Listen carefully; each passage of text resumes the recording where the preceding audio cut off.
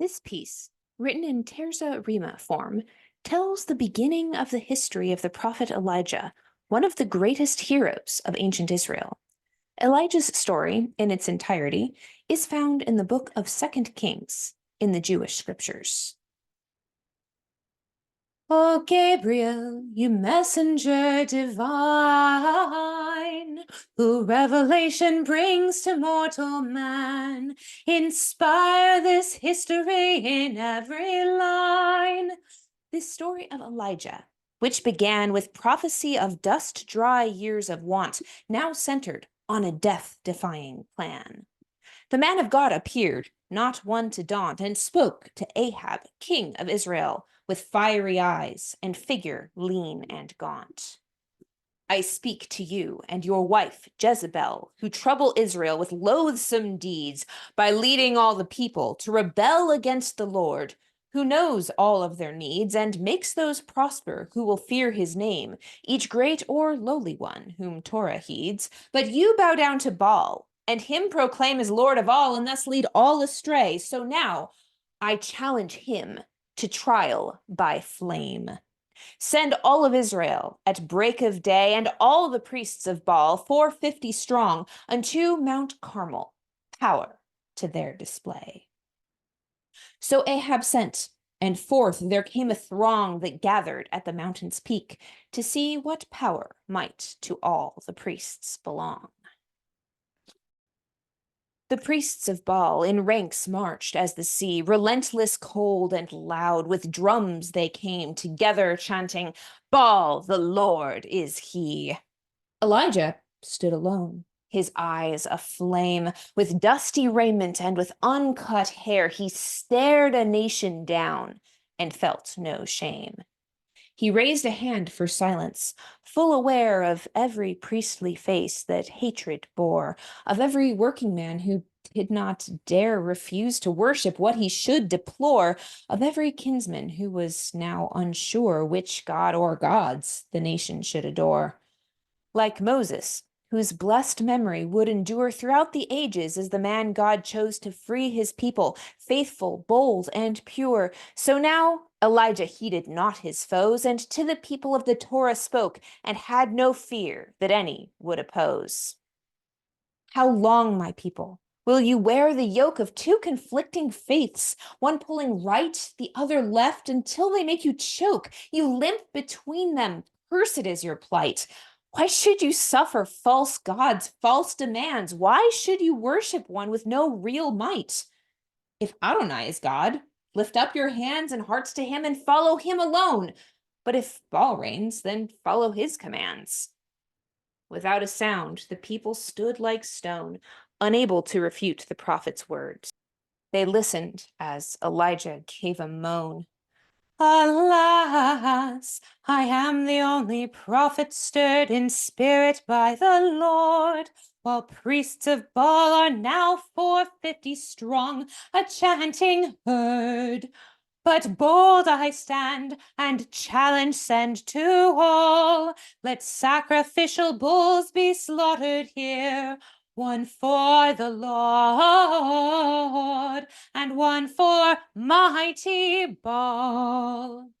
Each side shall build an altar to revere their God, and pile it high with wood, and place their sacrifice atop with reverent fear. But hark! Of fire there shall not be a trace, for this is how the one true God will speak, by sending flames from heaven's vaulted space. First you, O priests of Baal, your God shall seek, and call upon his name that he may hear and fire send, unless he is too weak. Then I shall call upon the God I fear, whose name is holy, who commands the sky, and we shall see what miracles appear. The one who sends down fire, none will deny. He is the God of heaven, God of earth, the Lord, whom all shall serve until they die. And when the people heard this, it had worth to all their ears. So they agreed and said, It is well spoken. Blessed be your birth. The priests of Baal then slew their bull and shed its blood and danced around their altar tall and cut themselves with swords until they bled. With ululations and with frantic call they cried, Oh, hear us and send forth your fire. but not a word nor sign they heard from Baal. They danced, then walked, then limped around the pyre from morn till noon, their voices growing hoarse, until it seemed as though the priests might tire. Elijah then called out with cutting force, "What seems to be the matter, priests of Baal? Cry out! Your master is a god, of course. So, since he has not answered to your call, he must be deep in thought, attention set on matters vast," he said with mocking drawl. "Or maybe Baal is working up a sweat in some latrine inside his heavenly home and cannot help due to his bowels upset. Keep crying. Maybe Baal chose now to roam and is too far away to hear your voice, but surely he will answer once at home. Call out!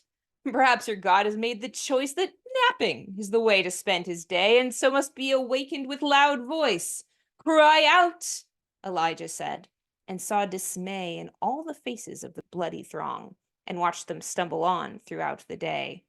And though they raved and sang anew their song, and though they poured their blood upon the ground, there was no voice, no answer, all day long. "Enough!" Elijah cried, when all around the shadows crept before the sinking sun. "Come now to me, unto this sacred ground."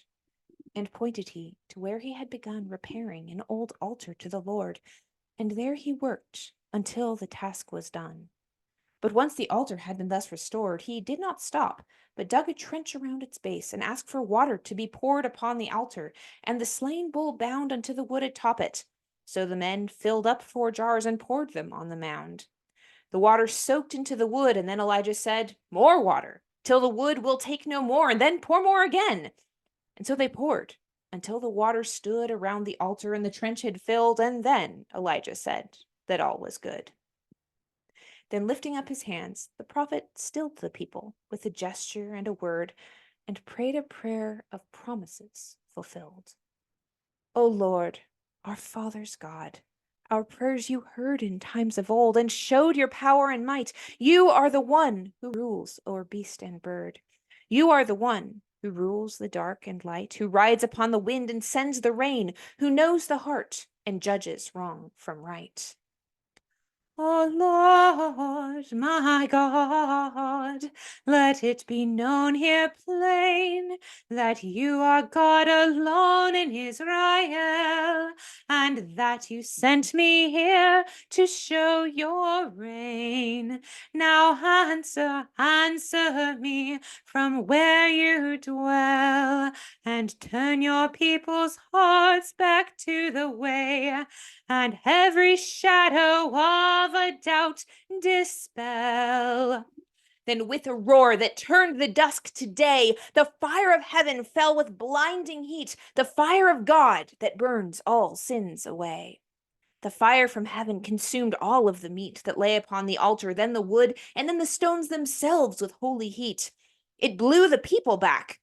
But one man stood and watched with righteous zeal as fire consumed the dust beneath his feet, and called it good. Elijah laughed aloud as fire even doomed the water in the trough, now boiling fast and vanishing to steam that skyward plumed. And then the roar of heaven's furnace blast was gone, and silence fell upon the crowd as all beheld a crater black and vast. And in its midst, one man, his head unbowed, his hands both raised in glory and in praise, one man, Elijah, who would not be cowed. "The Lord, he is our God." The ringing phrase burst forth from every mouth, and everyone fell down upon their face beneath the gaze of Adonai, whose fire can shame the sun, and of Elijah, prophet good and true, who there faced down 450 priests and one. Thus Adonai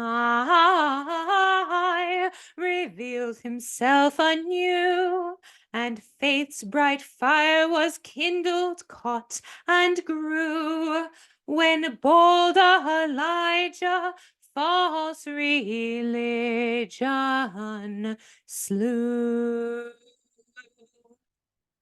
Shalom.